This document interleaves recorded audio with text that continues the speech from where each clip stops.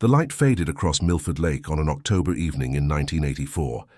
A fisherman preparing to leave noticed something unusual on the eastern shore, what appeared to be a solitary figure seated at the water's edge.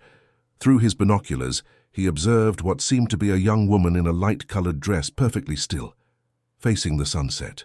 Too distant to call out, and with darkness approaching, the fisherman noted the location, intending to check if the person needed assistance on his way back to the marina. 30 minutes later, navigating carefully through the growing darkness, his spotlight caught the same figure, unmoved despite the dropping temperature. It wasn't until he maneuvered his boat closer to shore that the fisherman realized something was profoundly wrong. The young woman hadn't moved because she couldn't. She had been placed there, positioned with careful precision, hands folded in her lap, her vacant eyes reflecting the last light disappearing over the Kansas horizon. The 1980s in the American Midwest represented a time of transition. Reagan-era economics had begun to transform rural communities, and Kansas was no exception. Family farms struggled against corporate agriculture, while small towns watched their younger generations migrate to urban centers. Junction City, Manhattan, and Topeka formed a triangle of relative prosperity against the backdrop of an increasingly uncertain rural economy. Interstate 70 cut through the state like a lifeline, connecting Kansas City to the Colorado border, while smaller highways branched into communities where everyone still knew their neighbors, or thought they did. Law enforcement in these areas operated with modest resources, relying heavily on community cooperation and traditional investigative methods. Computer databases were in their infancy, communication between jurisdictions often delayed, and DNA evidence remained years away from reliable implementation in criminal cases. The cultural landscape reflected these transitions as well. Local radio stations still dominated the airwaves, with AM talk programs discussing agricultural prices and high school sports alongside national news. Television options remained limited to the major networks, and perhaps a handful of cable channels for those willing to pay. Video rental stores had begun to appear in strip malls, offering entertainment previously available only in theaters. Shopping centers, with their expansive parking lots designed for automobile-dependent communities, had become the new town squares, places where people from outlying areas would converge for necessities and social interaction, especially as traditional downtown areas struggled against the tide of suburban expansion. The body discovered at Milford Lake belonged to Sandra Myers, name altered, a 28-year-old elementary school teacher from Junction City. Reported missing 3 days earlier when she failed to appear for work, Sandra had last been seen leaving a local supermarket. Her car, a 1982 Toyota Corolla, was discovered in the parking lot with groceries still inside, suggesting she had been intercepted before reaching her vehicle. The county sheriff's department processed the scene methodically. The medical examiner determined that Sandra had died approximately 48 hours before discovery, though her body had been placed at the lake location within the previous 24 hours. She wore the same clothes reported in her missing persons file, with the addition of a light blue cardigan sweater that family members confirmed was not hers. The cause of death was asphyxiation. No evidence of sexual assault was discovered. The most distinctive aspect of the scene, noted prominently in the initial report, was the careful positioning, seated upright on a flat rock at the water's edge, hands folded in lap, face oriented toward the sunset.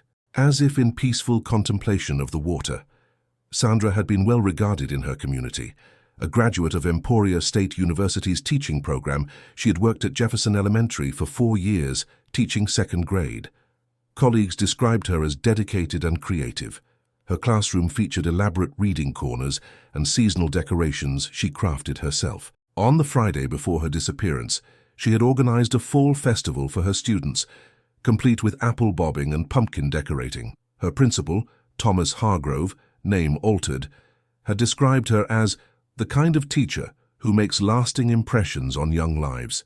She lived alone in a modest apartment, maintained close relationships with her parents and younger sister in nearby Abilene, and had recently begun dating a fellow teacher. Her disappearance immediately triggered concern rather than assumptions of voluntary absence. Sandra was not someone who would abandon her responsibilities without explanation.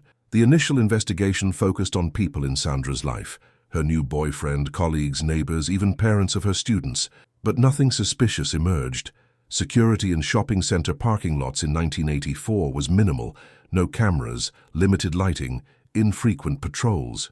The last confirmed sighting came from the supermarket cashier, who remembered Sandra purchasing ingredients for what appeared to be a dinner party: wine, cheese, fresh vegetables.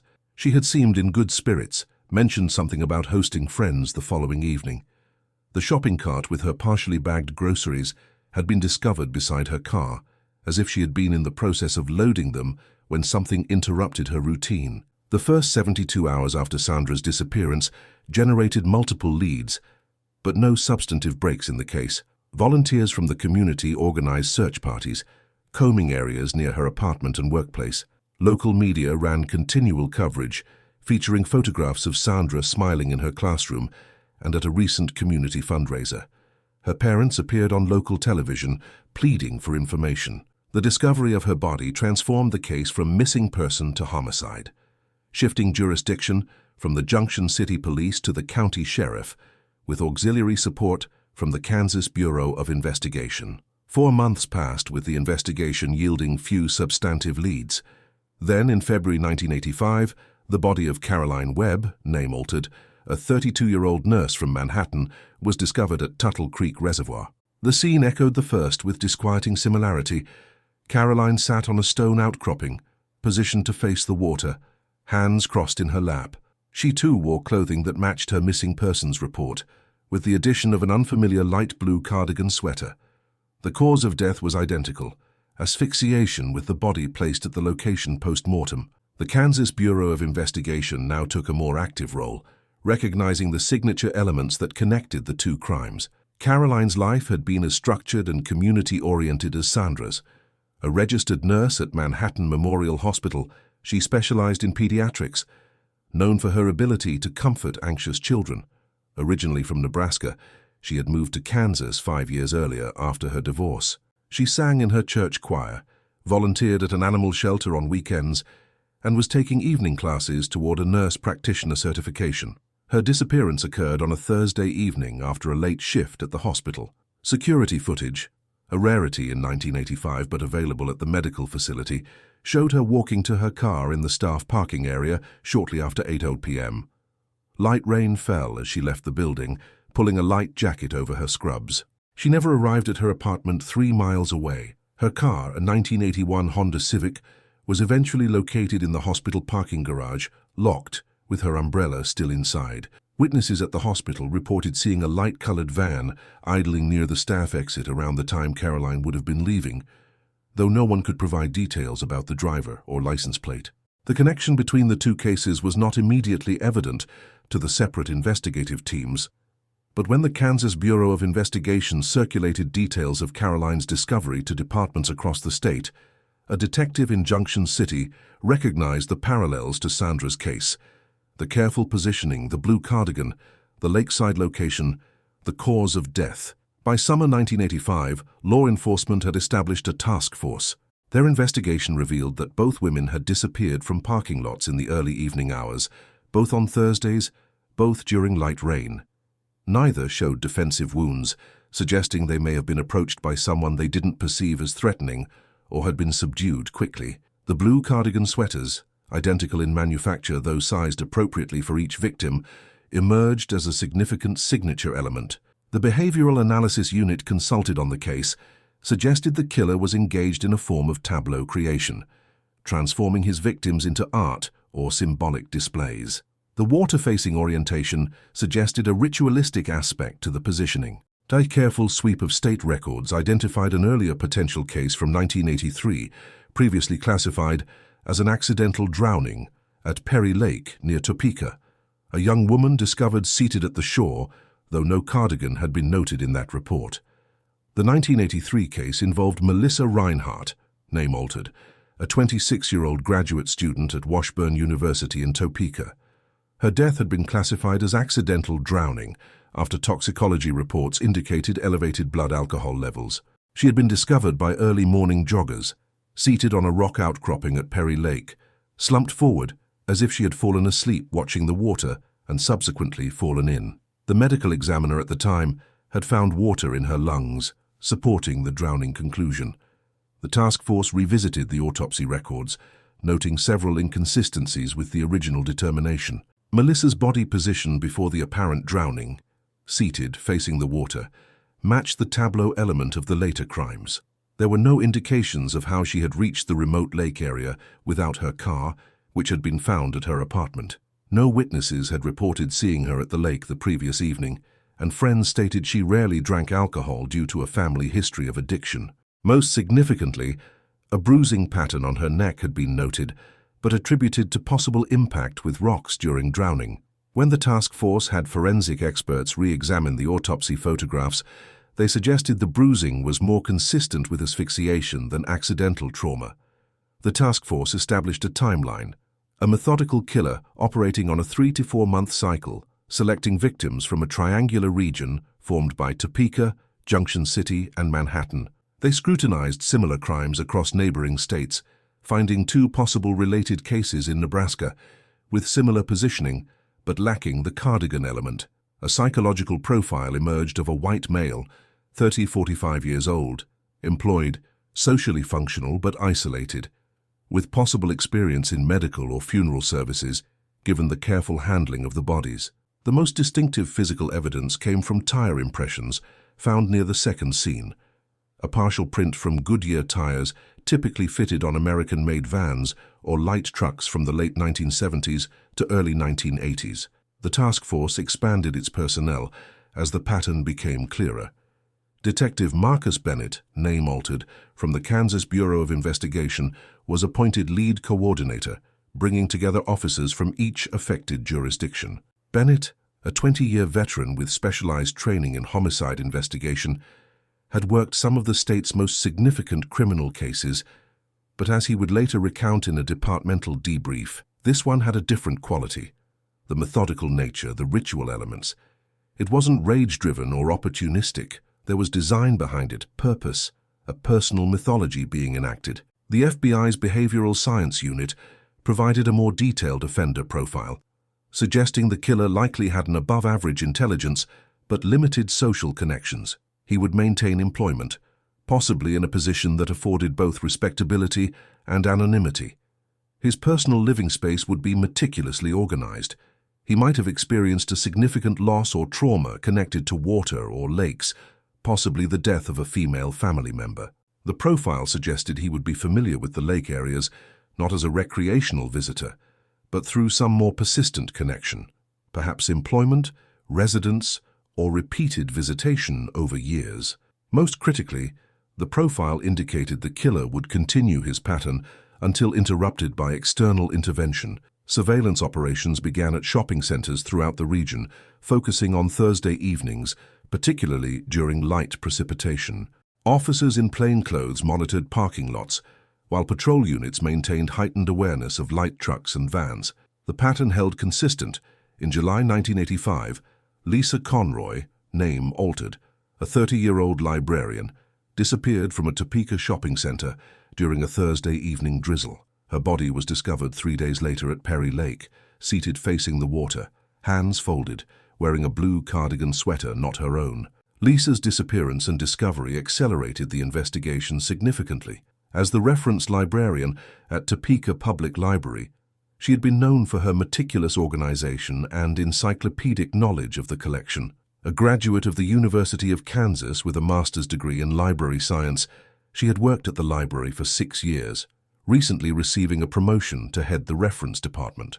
Unmarried but engaged to a local high school teacher, she had been planning their wedding scheduled for the following spring. The Thursday of her disappearance, she had been shopping for decorative items for her new apartment.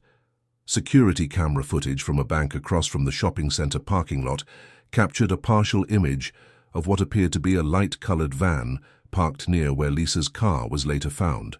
The resolution was too poor to identify the vehicle's make or license plate, but it established a promising connection to the witness statement from the Caroline Webb case. The forensic evidence from Lisa's case provided the most substantial leads yet. Fibers from the blue cardigan sweater were carefully preserved and analyzed, identifying the manufacturer as Meridian Knitwear, a moderately priced brand sold at department stores throughout the region. The sweaters were identical in composition and dye lot, suggesting they had been purchased as a set, rather than individually acquired. Analysis of pollen particles on Lisa's clothing indicated she had been held in a location with distinctive plant varieties before being transported to the lake, specifically traces of ornamental flowers not native to Kansas but commonly used in landscaping. Soil microparticles embedded in her shoes did not match the lake location, but rather suggested a more cultivated environment, possibly a greenhouse or garden area. The task force expanded its geographic awareness, noting that while the victims were taken from the triangle of cities, Topeka, Manhattan, Junction City, the body disposal sites at the three lakes created a secondary triangle that overlapped but did not precisely align with the abduction locations. This suggested the killer was operating with a mental map of the region different from standard administrative or transportation divisions. When these patterns were plotted on topographical rather than road maps, a new insight emerged. The lakes represented the lowest elevation points within their respective areas.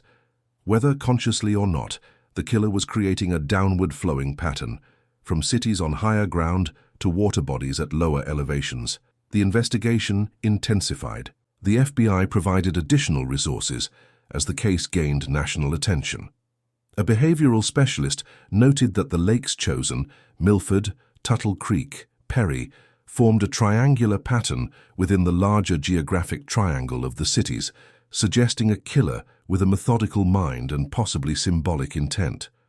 A breakthrough came when a witness reported seeing a light-colored van in the Perry Lake parking area the evening before Lisa Conroy's body was discovered. The partial license plate information led investigators to compile a list of registered owners within the region, matching the vehicle description. The witness, a geology professor conducting water sampling at Perry Lake for an environmental study, had noticed the van because of its prolonged stationary position at an overlook typically used briefly by visitors for photographs. The professor had observed the vehicle for approximately 40 minutes while completing his work, noting that the driver remained inside, apparently watching the sunset over the water. Though it was too distant to discern the driver's features clearly, the professor recalled the van as light blue American-made, with Kansas plates beginning with the letter R. This information narrowed the field of potential matches from thousands to approximately 300 registered vehicles. Cross-referencing this vehicle list against demographic parameters from the offender profile, male owners between 30–45 years of age with residential or employment connections to the three-city triangle further reduced the potential matches to 87 individuals. Investigative teams began the painstaking process of eliminating candidates through background checks, employment verification, and discrete physical surveillance. The process consumed substantial resources, but yielded promising results, as investigators eliminated individuals with solid alibis for the estimated times of abduction or body placement. The pattern broke in October 1985, when no new victims were discovered despite heightened vigilance. Investigators theorized the killer had recognized the increased law enforcement presence and adapted. Their concern that he might have relocated to another region proved unfounded when, in November, Rebecca Dalton, name altered, a 34-year-old bank teller, disappeared from a grocery store parking lot in Junction City. The deviation from the established pattern, a different day of the week, no precipitation, suggested the killer was evolving his methodology while maintaining his core ritual. Rebecca represented a slight demographic deviation as well. Older than the previous victims, she was a divorced mother of 2 teenage children who lived with their father in Kansas City. She had moved to Junction City 3 years earlier to make a fresh start, securing employment at First National Bank, where she had recently been promoted to head teller. Her colleagues described her as methodical and reliable. Her disappearance occurred on a Tuesday evening, breaking the Thursday pattern that investigators had identified. More significantly, the weather had been clear rather than rainy. These changes suggested the killer was aware of the investigative focus on Thursday evenings with precipitation and had adjusted accordingly. Rebecca's car was found in the grocery store parking lot, locked with a single shopping bag in the back seat containing items she had already purchased before her abduction. When Rebecca's body was discovered at Milford Lake 4 days later, the scene contained the expected elements: the seated position, facing the water, hands folded, the blue cardigan. But this time, a witness report transformed the investigation. A park ranger had noted a light blue 1978 Dodge van parked at an overlook near the discovery site the previous evening. More significantly, he had spoken briefly with the driver, a man who identified himself as a photographer capturing sunset images. The ranger, finding nothing suspicious at the time, had nevertheless made note of the encounter, including the van's license plate, in his logbook. The ranger, James Whitley, name altered, had been employed at Milford Lake for 11 years and was familiar with the patterns of visitors. Fishermen in the early morning and early evening, families during daylight hours, occasional photographers at sunrise and sunset. The van had drawn his attention not for appearing out of place, but because it occupied the same overlook position on multiple consecutive evenings. Following standard procedure for monitoring extended stay visitors, Whitley had approached the vehicle, engaging the driver in casual conversation. The man had presented himself as a landscape photographer working on a series about Kansas waterscapes at sunset. He had equipment visible in the van, a camera on a tripod, a bag that might have contained additional lenses or filters. Whitley had recorded the license plate automatically, as he did with any vehicle remaining after normal hours, and included a brief description. Male 40s, light brown hair, glasses, professional manner, photographer working on Lake Sunset series. The plate led investigators to Edward Carlson, name altered, a 42-year-old former hospital orderly now working as a janitor at a community college in Manhattan. Surveillance was established immediately. Carlson lived alone in a modest house on the outskirts of town, kept to himself, and maintained a regular work schedule. His van matched the witness description and tire impressions. Background investigation revealed Carlson had grown up in Wichita, studied briefly at Kansas State before dropping out, and had worked at hospitals in Topeka and Junction City before taking the janitorial position 3 years earlier. No criminal record emerged, though former co-workers described him as quiet and particular about his work. The surveillance operation revealed Carlson's methodical daily routines. He left home at precisely 6:40 each morning, arrived at the community college by 7, and worked until 3:30 p.m. After work, he typically drove directly home, though once or twice weekly he would stop at a grocery store, always the same chain, but rotating between different locations throughout the area. On weekends, he spent hours driving to various lakes within a 100-mile radius. Officers observed him parking at overlooks, sometimes remaining in his van, other times setting up a camera on a tripod. He appeared to take genuine photographs of the landscapes, particularly at sunset. He lived alone, received no visitors, and initiated minimal social contact beyond necessary interactions at work and while shopping. The house itself, as observed from surveillance positions, reflected the same orderliness seen in his daily schedule. The lawn was immaculately maintained, with geometric precision to the mowed patterns. Hedges were trimmed with exacting symmetry. The curtains opened and closed at consistent times each day. The light blue van was washed weekly, always on Saturday mornings, regardless of weather. The pattern matched precisely what behavioral specialists had predicted: a life organized around ritual and precise timing, with minimal social engagement but sufficient functional capacity to maintain employment and basic community interactions. During the surveillance period, investigators worked to establish probable cause for search warrants. They interviewed Carlson's co-workers at the community college, who described him as unfailingly punctual and meticulous in his cleaning routines. Several noted his particular interest in the photography and art departments, where he would sometimes linger after completing his assigned tasks, examining student work displayed in hallways. His supervisor reported that Carlson had once requested permission to attend a landscape photography workshop being offered through the continuing education program, though records did not indicate whether he had ultimately enrolled. Employment records from the hospitals where Carlson had previously worked yielded additional insights.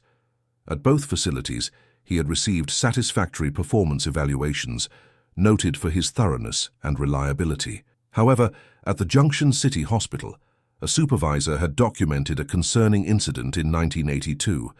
Carlson had been discovered in the morgue after hours, apparently arranging a deceased elderly female patient in what he described as a more dignified position. Though the incident had been addressed with a formal reprimand, no further action had been taken, as no actual misconduct toward the deceased had been substantiated. The supervisor had described the encounter as unsettling, rather than explicitly inappropriate. On December 3, 1985, investigators observed Carlson driving slowly through a shopping center parking lot in Manhattan during a light evening rain. When he approached a woman returning to her car, officers intervened, taking him into custody for questioning. A search warrant for his van revealed the critical evidence: blue fibers matching the cardigan sweaters and a Polaroid photograph of Lisa Conroy seated by Perry Lake, clearly taken before her body was discovered by authorities. A subsequent search of his residence uncovered a locked room containing photographs of each victim at their respective lake scenes, a collection of identical blue cardigan sweaters in various sizes, and journal entries detailing his art installations, his term for the murders and their arrangement. Carlson's home, beyond the locked room, represented an extension of his orderly external presentation. Books were arranged by height and subject, alphabetized within categories. Clothing was organized by color and season. The kitchen contained minimal but immaculate cookware and dishes. The living room featured a single chair positioned to face a window overlooking a small garden, with a side table holding photography books and magazines focused on landscape imagery. No television was present, but a stereo system with meticulously organized classical music recordings occupied one corner. The overall impression was of a space designed for solitary living with every element in its designated place. The locked room, accessed through what appeared to be a closet in the spare bedroom, told a different story. Approximately 10 by 12 feet, it had been soundproofed with acoustic panels and contained no windows. A desk held photography equipment, including the camera observed during surveillance, along with developing equipment for Polaroid and traditional film. The walls displayed a chronological progression of photographs, beginning with landscapes of the three lakes at various times of day, transitioning to images of locations where bodies had been positioned, and culminating in photographs of the victims after placement. Each victim's section included multiple images taken from different angles and at different times of day, capturing changing light conditions on the tableau he had created.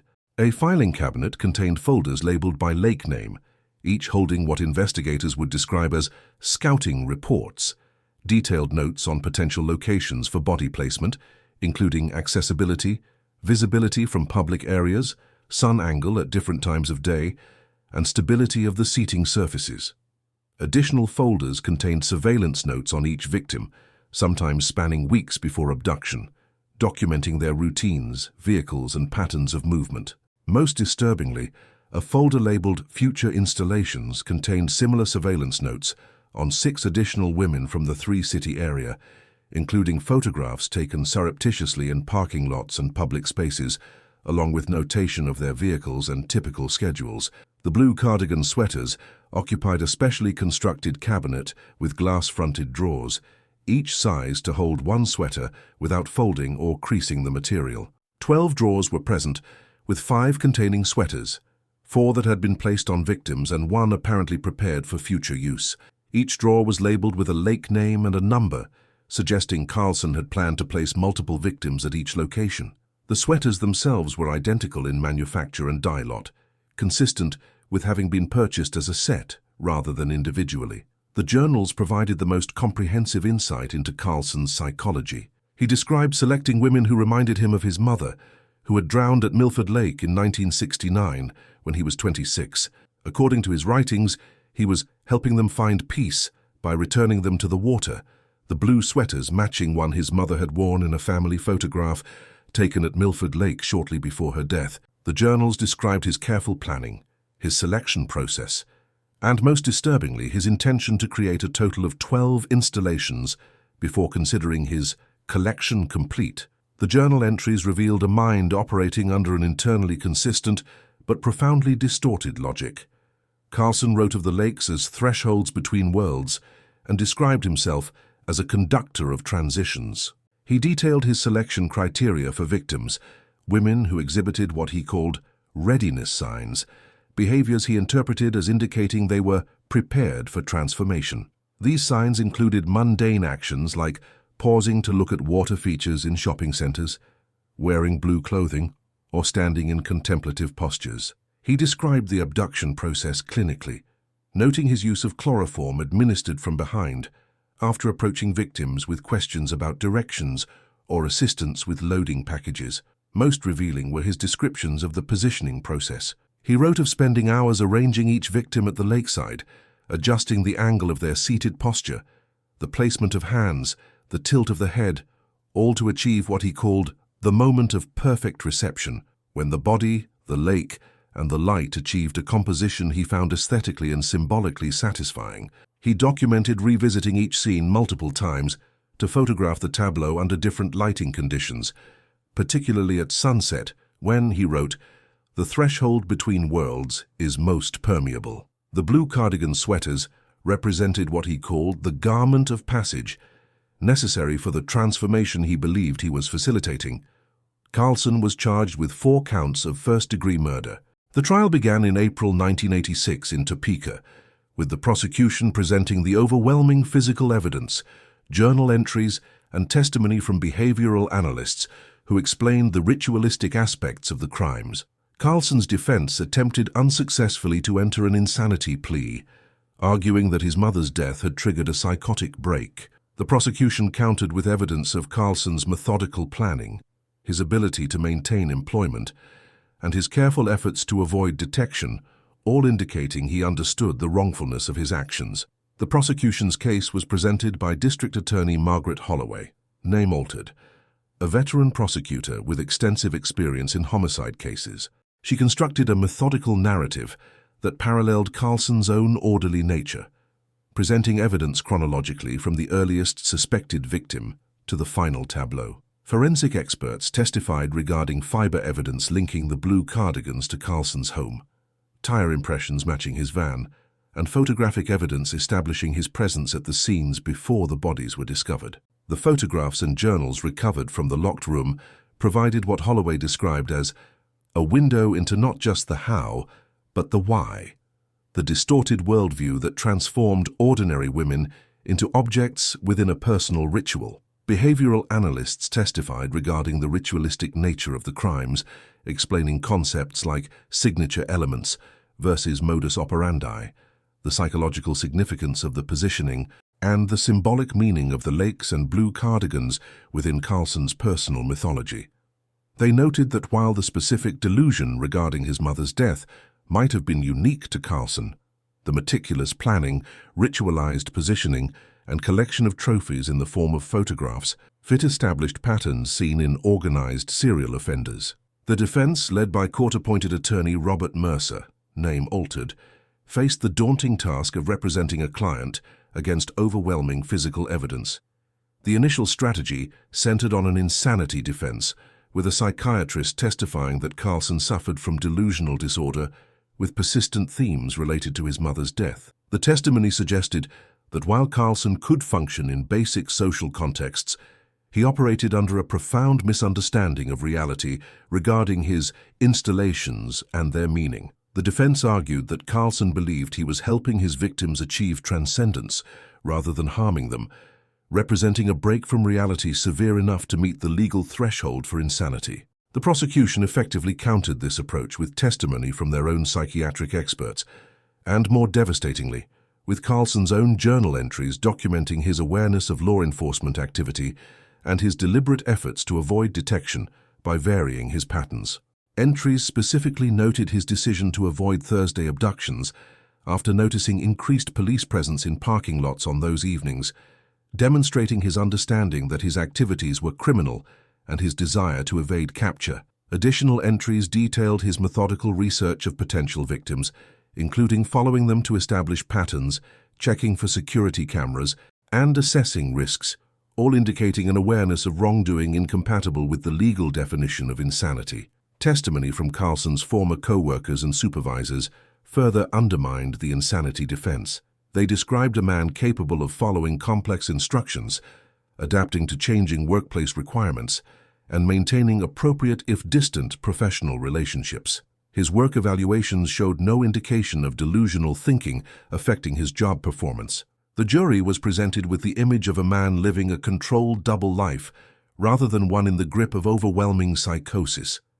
As the insanity defense weakened, the defense shifted to arguing for second-degree rather than first-degree murder, suggesting that while Carlson had killed intentionally, The crimes were the result of mental illness that, while not meeting the legal threshold for insanity, should mitigate the degree of culpability. This approach similarly failed to gain traction against the extensive evidence of premeditation and planning. Throughout the trial, Carlson sat expressionless at the defense table, occasionally writing notes that, his attorney later revealed, contained no legal suggestions, but rather observations about the courtroom's lighting and spatial arrangement. When photographs of his victims were displayed, he studied them with the same detached interest he showed toward all visual evidence. Several jurors later reported being disturbed not by any threatening aspect of his demeanor, but by its complete neutrality, the absence of either remorse or satisfaction as his crimes were detailed. The victims' families attended the trial daily, occupying the same section of the courtroom. Their presence provided a powerful counterpoint to Carlson's emotional detachment. During victim impact statements, Sandra Meyer's father spoke of his daughter's dedication to her students, how a classroom full of second graders had spent the rest of the school year asking when their teacher would return. Caroline Webb's sister described Caroline's plans to become a nurse practitioner, specializing in pediatric care. Lisa Conroy's fiancé testified about the wedding they had been planning, showing the save-the-date cards that had arrived from the printer the day after her body was discovered. Rebecca Dalton's teenage children spoke of their mother's efforts to rebuild her life after divorce, her determination to provide stability despite challenges. After a 3-week trial and 6 hours of deliberation, the jury returned a guilty verdict on all counts. In June 1986, the judge sentenced Edward Carlson to death by electric chair. During sentencing, he addressed the court briefly, speaking not of remorse, but of disappointment that his work remained unfinished. The Kansas Supreme Court upheld his conviction in 1988, and subsequent appeals were denied. Edward Carlson was executed at Lansing Correctional Facility on September 18, 1995. The journals provided insight into Carlson's psychology. He described selecting women who reminded him of his mother, who had drowned at Milford Lake in 1969 when he was 26. According to his writings, he was helping them find peace by returning them to the water, the blue sweaters matching one his mother had worn in a family photograph taken at Milford Lake shortly before her death. The journals described his careful planning, his selection process, and most disturbingly, his intention to create a total of 12 installations before considering his collection complete. Further investigation into Carlson's background following his conviction revealed additional context for his distorted worldview. His mother, Eleanor Carlson, had indeed drowned at Milford Lake in July 1969, though not under the circumstances his journals suggested. Police reports from the time indicated her death had been ruled a suicide. She had been discovered in the lake by early morning fishermen having apparently walked into the water during the night. A note found in her car indicated she had been suffering from depression following her divorce from Carlson's father 3 years earlier. Contrary to the idyllic family photograph Carlson referenced, there was little evidence of happy family outings at the lake. Former neighbors interviewed after his conviction described a troubled household with frequent arguments before the divorce and Eleanor's subsequent withdrawal from social contacts. Edward had been her only child, and by all accounts, they had maintained a close if complicated relationship after the divorce and into his early adulthood. He had been the one to identify her body, and according to the original investigating officer, had displayed unusual composure throughout the process, asking detailed questions about how she had been found, her positioning in the water, the exact time of discovery. This officer, retired by the time of Carlson's trial but interviewed during the appeals process, recalled thinking the questions strange but attributing them to shock rather than anything more disturbing. The blue cardigan that featured so prominently in Carlson's ritual had indeed existed, though not as part of a treasured family photograph. The original suicide investigation noted that Eleanor's cardigan had been found folded neatly on a rock at the lake's edge alongside her shoes, common practice among those who plan to enter water intentionally, as social workers later testified. This detail, transformed and mythologized in Carlson's mind over the intervening years, had become the central symbolic element of his murders. The van, that light blue 1978 Dodge, featured prominently in the case narrative. Carlson had maintained it fastidiously, both inside and out.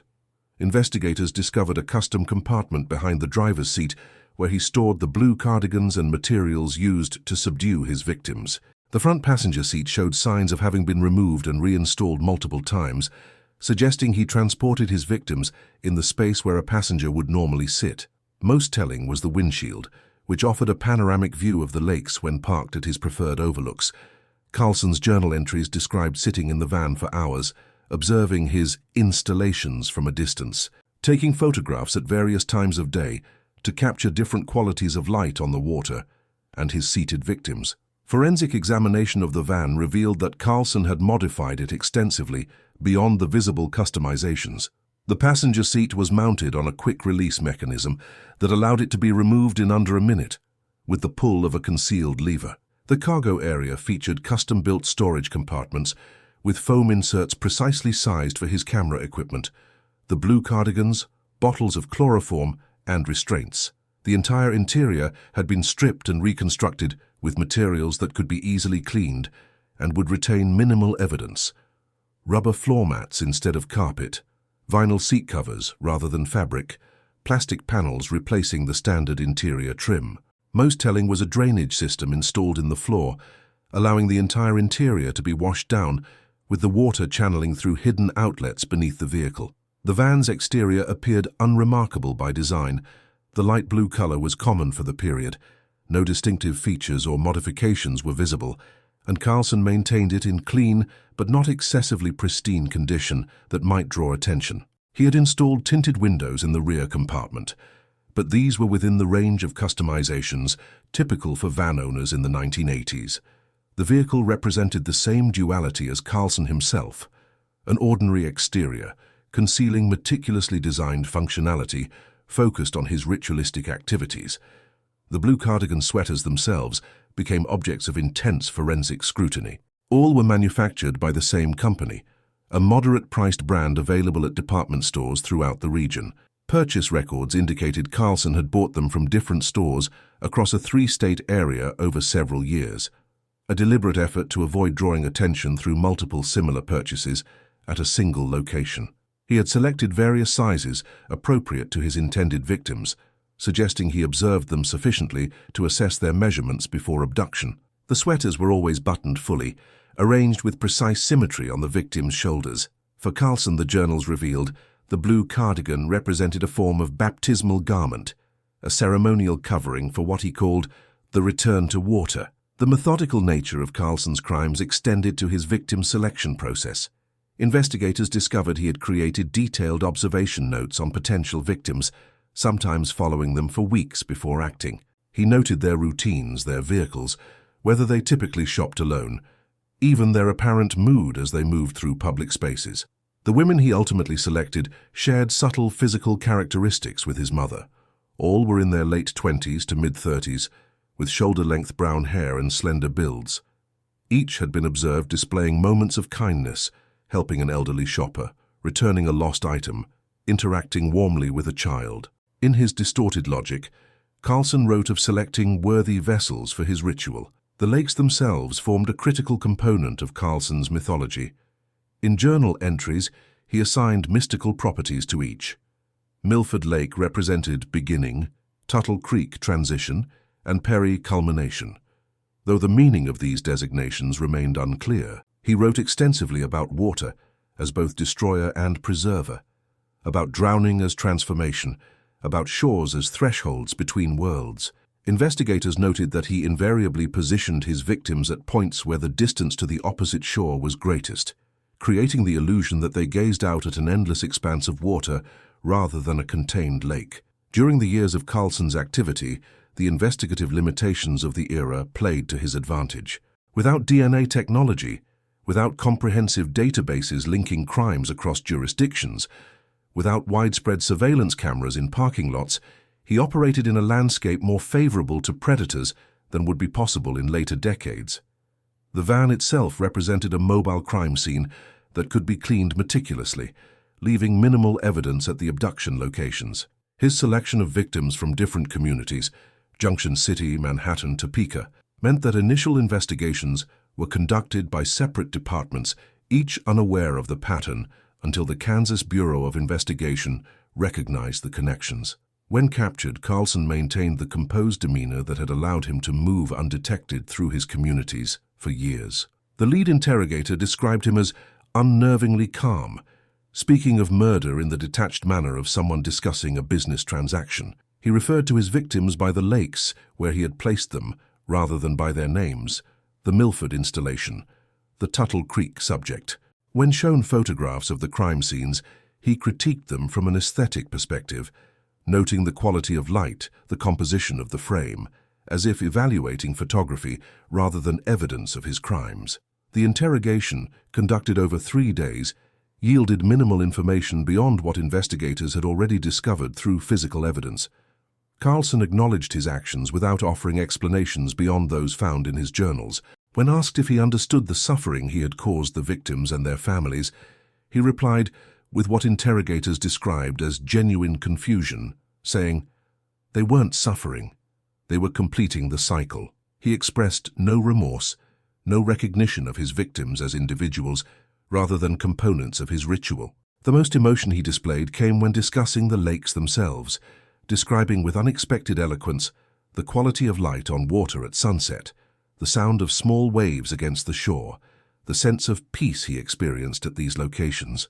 The trial revealed that Carlson had maintained a dual existence, the ordinary janitor and the meticulous killer, with such compartmentalization that co-workers expressed disbelief at his arrest. He performed his maintenance duties at the community college with exactitude, earned satisfactory evaluations, and maintained cordial, if distant, relationships with colleagues.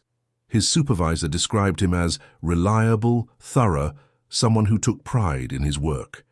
This same attention to detail manifested in his crimes: the careful selection, the consistent ritual elements, the precise positioning. As one behavioral analyst testified, his methodology represents an unusually high degree of organization and symbolic thinking, demonstrating how someone can lead an outwardly normal existence while constructing an elaborate internal mythology that demands expression through violence.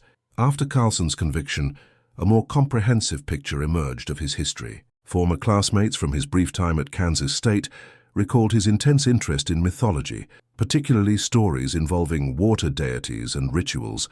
A college paper he had written on symbolic death and rebirth in water mythology contained early formulations of the ideas that would later manifest in his crimes. Employment records from the hospitals where he had worked showed he had been reprimanded several times for spending excessive time with deceased patients, though no impropriety had been proven.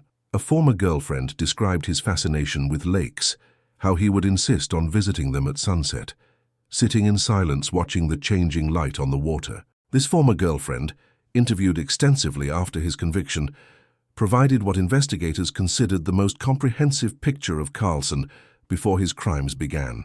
They had dated for approximately 6 months in 1978, meeting when both worked at Topeka General Hospital. She described him as intelligent but intensely private, occasionally charming but prone to extended periods of silence. Their relationship had centered primarily around weekend drives to various lakes and reservoirs in the region, where Carlson would insist on arriving before sunset and remaining until dusk had fully transitioned to darkness. During these outings, he spoke more freely than in other contexts, though his conversation focused almost exclusively on water symbolism in various cultures, the significance of sunset as a transitional period, and occasionally cryptic references to his mother having found her way through water. She recalled one particular evening at Milford Lake as marking the beginning of the relationship's end. They had been seated on rocks at the shore, watching the sunset, when Carlson had suddenly produced a blue cardigan similar to those later found in his possession. He had asked her to put it on, and when she did, he spent several minutes adjusting its position on her shoulders, the fold of the collar, the arrangement of her hands in her lap. The intensity of his focus had disturbed her, particularly when he began taking photographs of her from different angles. She had ended the relationship shortly afterward, describing an increasing sense of discomfort with what she called his obsessive patterns. Investigators noted that this incident occurred approximately 5 years before his first documented murder. In prison, awaiting execution, Carlson demonstrated the same methodical habits that had characterized his crimes. His cell remained meticulously organized. He maintained a precise daily schedule. He created intricate pencil drawings of lake shores at sunset, always from the perspective of someone seated at the water's edge looking outward. He received no visitors, wrote no letters seeking clemency, filed no statements of remorse. When the prison chaplain attempted to discuss spiritual matters, Carlson reportedly replied, "I have my own faith. The water understands what I've done, even if you don't." Prison records documented his exemplary behavior as an inmate. He avoided conflicts with other prisoners by maintaining minimal interaction. He worked in the prison library, organizing and repairing books with the same attention to detail he had shown as a janitor. He requested and received permission to take correspondence courses in art history and comparative religion, focusing particularly on water symbolism across different cultures. His coursework, preserved as part of his prison records, revealed a mind still occupied with the themes that had driven his crimes, though expressed through academic analysis rather than violence. The psychiatrist who evaluated him annually during his incarceration noted that Carlson never developed what could be classified as insight into his crimes. He continued to view his actions through the lens of his personal mythology, referring to his victims as completed transitions rather than murdered women. When asked directly if he understood that he had killed 4 innocent people, he would respond with variations of "their physical forms ended, but they achieved their purpose." The consistent assessment was that while he was not legally insane by the standards that would prevent execution, he inhabited a parallel reality constructed around his distorted interpretation of his mother's suicide. For the families of Sandra, Caroline, Lisa, and Rebecca, the resolution of the case brought a complex mixture of relief and renewed grief. At the trial, they confronted not a monster, but a soft-spoken, unremarkable man who had transformed their loved ones into objects within his private ritual. The mother of Rebecca Dalton addressed this during the sentencing hearing. "The most terrible thing is how he saw them, not as people with lives and dreams and people who loved them, but as figures to arrange, like dolls. That dehumanization is a second death on top of the physical one." The families established the Lakeside Memorial Foundation in 1987, initially focused on providing college scholarships to students interested in careers in law enforcement or victim advocacy. The foundation later expanded its mission to include safety education programs for women and funding for improved security in public spaces like parking lots and shopping centers. Each year on the anniversary of Carlson's sentencing, the foundation held a remembrance ceremony at the Memorial Garden in Topeka, celebrating the lives of the 4 women rather than focusing on the circumstances of their deaths. The execution in 1995 drew modest media attention, having been preceded by a decade of appeals. Witnesses described Carlson as appearing calm as he was prepared for the electric chair. He declined a final meal and made no final statement. The official time of death was recorded as 12:17 a.m. Among the witnesses were representatives from each victim's family, the lead detective from the original investigation, and the park ranger whose observation of the van had led to Carlson's identification. Notably absent was anyone to claim Carlson's remains, which were eventually interred in the prison cemetery. Detective Marcus Bennett, who had led the investigation, later reflected on the case in a memoir that became required reading for criminal justice students throughout the Midwest. He wrote of the particular challenge posed by killers like Carlson, those whose motivations arose not from rage, greed, or sexual impulse, but from elaborate personal mythologies that transformed murder into ritual. The difficulty with Carlson, he wrote, was that his actions made perfect sense within his internal narrative. The blue cardigans, the lakeside positioning, the sunset timing, all had meaning and purpose for him. Breaking that code, understanding his pattern without being drawn into his worldview, represented the investigative challenge. We had to see the pattern clearly enough to anticipate his next move, while maintaining our recognition that this pattern arose from profound distortion rather than reality. In the years following the execution, the case periodically resurfaced in criminology literature and documentaries exploring signature homicides of the late 20th century.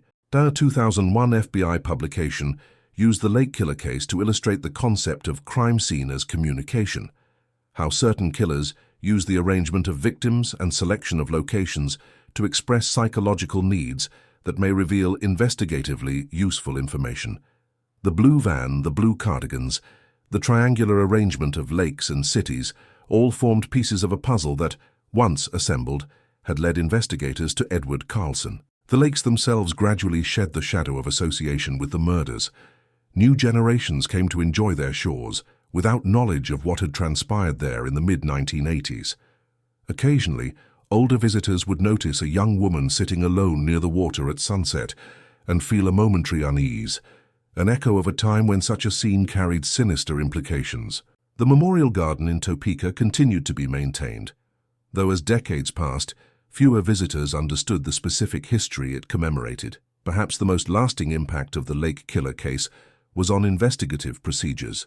The formation of the multi-jurisdictional task force that ultimately captured Carlson became a model for addressing similar cases spanning multiple communities. The Kansas Bureau of Investigation developed protocols for identifying signature elements across seemingly unrelated crimes, creating a framework that would later incorporate digital databases and DNA evidence as those technologies emerged. The case demonstrated both the limitations of 1980s investigative methods and the enduring value of methodical police work, careful evidence preservation, and attention to behavioral signatures. The communities of Junction City, Manhattan, and Topeka recovered gradually from the fear that had permeated daily life during the investigation. For several years after Carlson's capture, women in the region reported heightened awareness in parking lots, particularly during evening hours or rainy weather. Self-defense classes experienced increased enrollment. Shopping centers throughout the area improved lighting and security patrols. The blue cardigan, once a staple in women's fashion, noticeably declined in popularity throughout the region. Local newspapers documented this phenomenon in a 1987 article titled "The Cardigan Effect: How a Killer Changed Regional Fashion," noting that department stores reported significant decreases in sales of blue sweaters specifically, while other colors remained consistent with national trends. As the 20th century drew to a close and a new millennium began, the Lake Killer case receded from public consciousness, becoming part of the historical record rather than active cultural memory. The last significant media coverage occurred in 1998, when a national true crime series produced an hour-long documentary featuring interviews with the investigators, the families, and experts in serial crime. The program's producers made the notable decision not to include photographs of the crime scenes or the victims as positioned, focusing instead on family photos that celebrated their lives and interviews that highlighted their personalities and accomplishments. This approach reflected the evolving ethics of true crime coverage, a shift toward respecting victims' dignity rather than sensationalizing the killer's methodology. The water continues to flow through Milford, Tuttle Creek, and Perry Lakes. Sunsets still transform their surfaces into mirrors of crimson and gold. Occasionally, someone sitting at their shores might feel a strange resonance, unaware they occupy a space once transformed by a killer's ritualistic imagination. The story of Edward Carlson and his victims has receded into the specialized knowledge of criminology and local history, but the case illustrates how landscape itself becomes imprinted with human actions, how ordinary spaces can be temporarily transformed by extraordinary malevolence, and how the passage of time gradually returns even the most disturbed places to their natural state. Time moves forward, memories fade, water flows. The lakes of northeastern Kansas continue their ancient cycle of reflection and renewal, their surfaces occasionally disturbed by wind or rain or the wake of passing boats, before settling once again into perfect stillness, mirrors capturing the changing sky above, revealing nothing of what lies beneath.